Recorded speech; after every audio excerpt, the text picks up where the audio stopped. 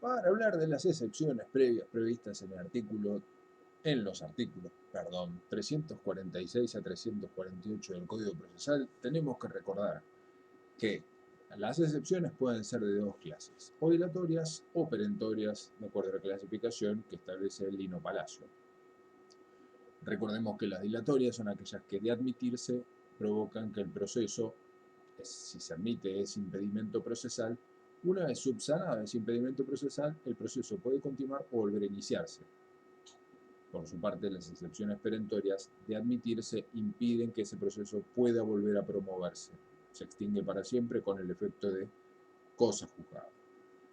Ahora, las excepciones dilatorias tienen, de acuerdo a los artículos 346 a 348, son las excepciones de incompetencia, falta de personería, litispendencia, defecto legal, arraigo y las defensas temporarias del Código Civil y Comercial. Por su parte, las excepciones perentorias son la de prescripción, la de falta de legitimación para obrar, la cosa juzgada, el desistimiento del derecho, la transacción y la conciliación. La primera de esas excepciones dilatorias es la excepción de incompetencia. A través de la excepción de incompetencia se hace valer la vía de declinatoria que prevén los artículos 12, nada de 12.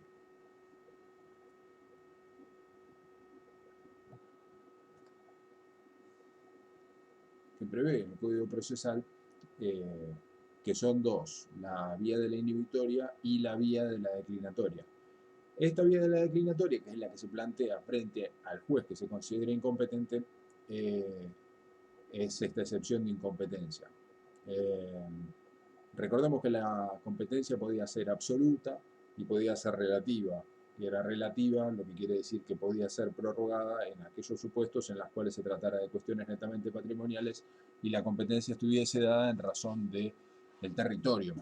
Pero obviamente siempre que mediara acuerdo de partes. Si el actor promueve la causa frente a un juez que no es el que es competente, entonces el demandado puede plantear la excepción de incompetencia, que es la vía de la declinatoria. Bien, a continuación, la siguiente excepción dilatoria que podemos mencionar es la de falta de personería. Y acá tenemos que distinguir la legitimación para intervenir en el proceso de la legitimación con respecto a la causa. La excepción de falta de personería se refiere a la legitimación para intervenir en el proceso, a diferencia de la falta de legitimación para obrar, que se refiere a la legitimación con respecto a la causa para poder promoverlo. Esto es la titularidad en la relación jurídica. Son dos supuestos claramente diferenciados. Esta es una excepción francamente dilatoria y no perentoria. ¿Qué quiere decir en la falta de personería? La falta de personería puede referirse a dos cuestiones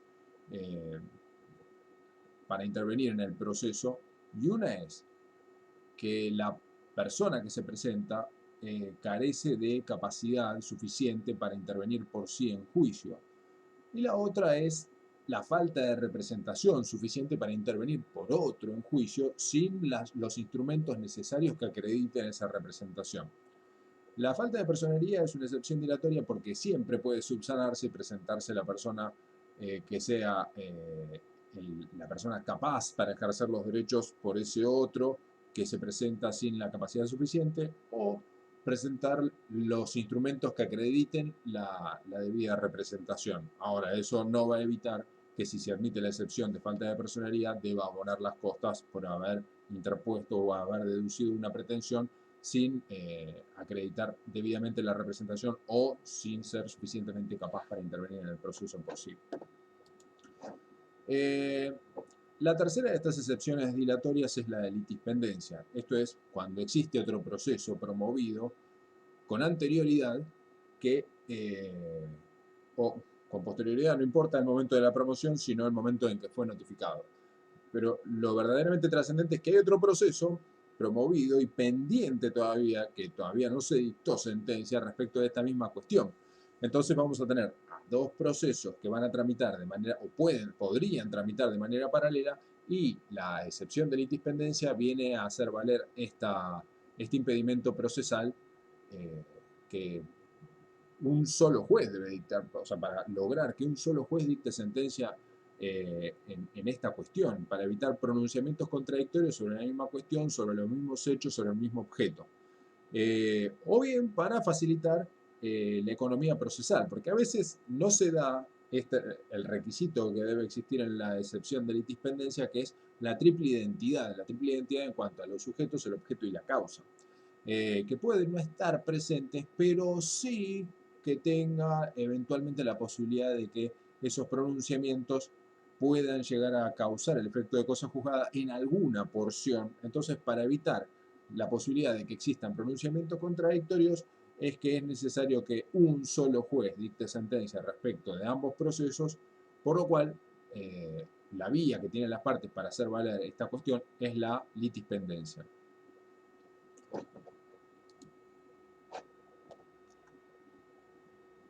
La cuarta excepción de la que le voy a hablar como dilatoria es la de defecto legal.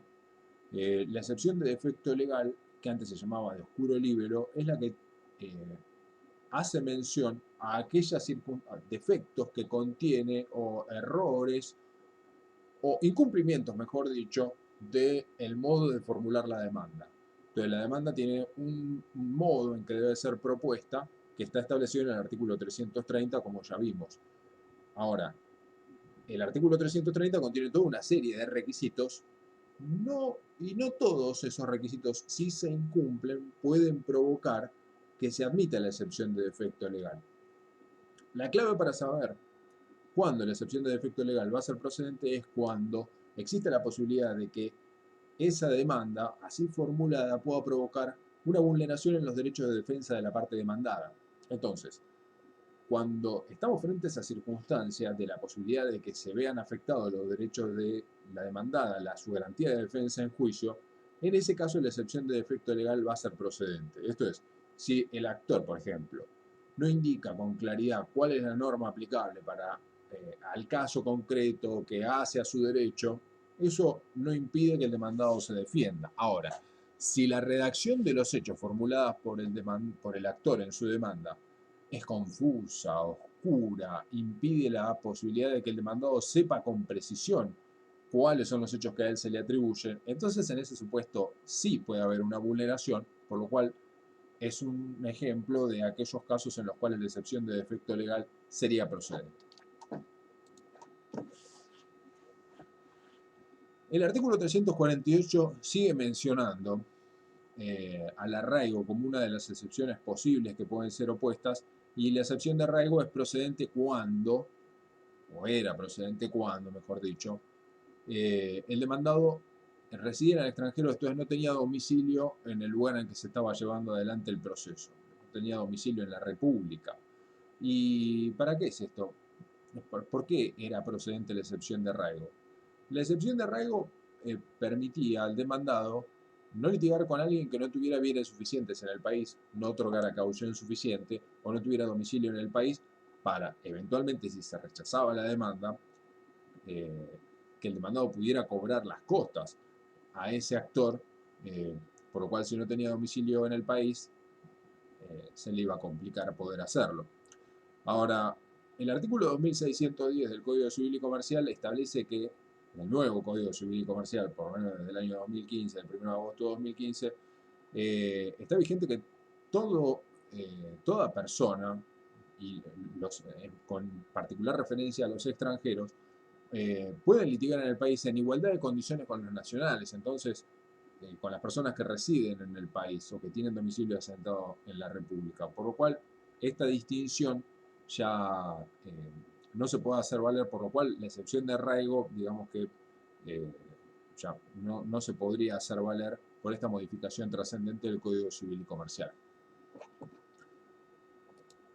Finalmente, como excepciones dilatorias, podemos mencionar a las defensas temporarias que establece el Código Civil y Comercial, que son el beneficio de exclusión, que es la garantía que tiene o el derecho que tiene el fiador de que primero sean ejecutados los bienes del deudor principal al que él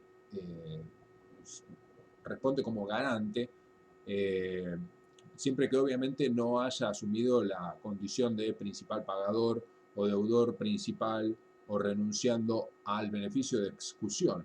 Entonces, esto lo vamos a encontrar en los artículos 1583 y a continuación y subsiguientes del Código Civil y Comercial. Pero es una garantía que tiene el fiador, es un derecho que tiene el fiador a que no se ejecute a él directamente sin antes haber excutido los bienes del deudor principal. Por lo cual él podría hacer valer que primero se vaya contra el deudor y después el proceso vaya contra él, o que la acción proceda contra él. Después vamos a encontrar lo que se llaman condenaciones del posesorio en el artículo 2272 del Código Civil y Comercial, que hace referencia a que no se pueden promover acciones reales sin antes cumplir aquellas condenaciones que se establecieron en el proceso posesorio. ¿Sí? Todo esto tiene que ver con los derechos reales, y quizás si todavía no cursaron esta materia les vaya a ser un poco complejo poder entenderlo.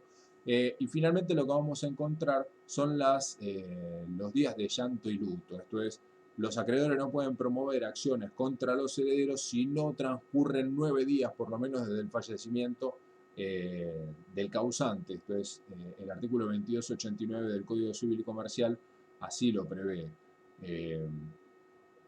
Estas excepciones son excepciones que no están, si ustedes se fijan, el Código Procesal no las contempla, sino como hace remisión a lo que establezcan las normas de fondo respecto de estas defensas temporarias. Bueno, pasemos a las excepciones perentorias. La primera de estas excepciones es la excepción de prescripción. La excepción de prescripción es la que se produce por el paso del tiempo. Esto es, el paso del tiempo puede provocar la pérdida del derecho de ejercer la acción para reclamar la pretensión que yo tenía. Esto es, yo tengo un derecho para reclamar y tengo un tiempo para hacer lo que establece la ley de fondo. Si no lo hago dentro de ese tiempo, esa posibilidad de reclamarlo, no el derecho en sí, sino la posibilidad de reclamarlo judicialmente, se va a extinguir por prescripción liberatoria. La excepción de prescripción está prevista, o sea, se puede hacer valer tanto como acción como por excepción, y obviamente si lo hago valer como excepción, es una de estas excepciones llamadas perentorias. Si se admite la excepción de prescripción, obviamente mi derecho se va a extinguir para poder reclamarlo y no voy a poder ejercer esta acción nuevamente. Una aclaración respecto de la excepción de prescripción, y es que la excepción de prescripción solo puede hacerse valer como de previo y especial pronunciamiento si ésta puede ser resuelta como de puro derecho. Esto quiere decir, si debe producirse prueba para demostrar los hechos que sustentan a esta excepción de prescripción, entonces la excepción de prescripción no se va a resolver en forma previa con una sentencia interlocutoria, sino que su tratamiento y su resolución va a quedar postergada para el momento de la sentencia definitiva. Siguiente excepción perentoria. La falta de legitimación para obrar, que puede ser activa o pasiva. Esto puede estar tanto en la persona del actor como en las personas del demandado. ¿A qué se refiere esto? La falta de legitimación para obrar, a diferencia de la falta de personería que hacíamos alusión antes, es la falta de legitimatio ad causa. Esto es, yo no soy el titular de la relación jurídica que hace a mi reclamo. Esto es, yo no soy el titular de un contrato, yo no soy quien suscribió el contrato para reclamar los derechos derivados de este, por ejemplo. ¿Sí? Entonces, hay otro supuesto de falta de legitimación para obrar, que se trata del sustituto procesal, o en el caso de los terceros, cuando no se integra debidamente la litis, puede ser hecha valer a través de la falta de legitimación para obrar, que es la integración de la litis del artículo 89, pero centralmente es la falta de la falta de legitimación para obrar, en esencia, es la falta de titularidad en la relación jurídica que se lleva a proceso para debatir. Al igual que la excepción de prescripción, la falta de legitimación para obrar debe ser manifiesta para que sea de previo y especial pronunciamiento. Esto es, debe poder ser resuelta como de puro derecho, porque si debe producirse prueba, al igual que la de prescripción, su tratamiento, su resolución queda postergada para el momento del dictado de la sentencia definitiva. La excepción de cosa juzgada, también una excepción perentoria, es la que impide lo que se llama non bis in idem. Esto es, que no se dicten dos pronunciamientos sobre la misma cuestión. La cosa juzgada cierra, clausura la discusión, el estado de incertidumbre que existe entre las partes en el proceso. O sea, una vez que se inicia el proceso, hay un estado de incertidumbre, no se sabe quién tiene razón respecto del reclamo o de la defensa. Por lo cual, una vez que se dicta sentencia, se alcanza el estado de certidumbre. Una vez que la sentencia queda firme, esa cuestión no puede ser reabierta. ¿Y cómo se lo hace valer? A través de la excepción de cosas juzgadas. Entonces, si el actor promueve nuevamente un reclamo semejante, el demandado puede oponer la excepción de cosas juzgadas y decir, este reclamo está sellado porque ya ha pasado en autoridad de cosa juzgada.